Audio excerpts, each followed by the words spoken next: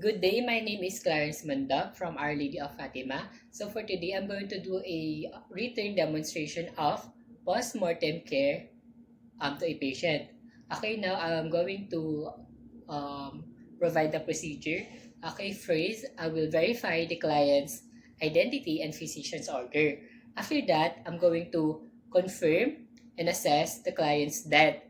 After that, I will explain the procedure to the family if they are present, and then I will provide privacy.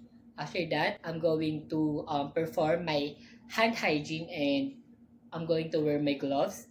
And then after that, I will position the body in supine with proper alignment.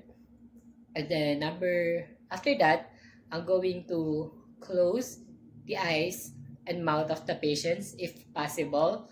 And then I will remove the tubes and devices as ordered. And then after that, I will clean the body and control drainage.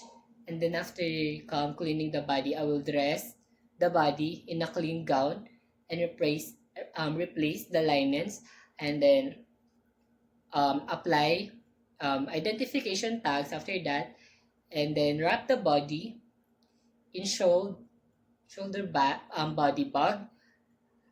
And then after that, I'm going to label the body properly.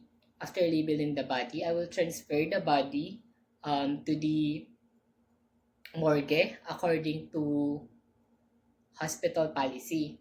And then after that, I will now remove my gloves and perform hand hygiene again. And then clean and store all the equipments that we used. And then lastly, I will document the post-mortem care performance or perform. Okay, now I will now begin the procedure.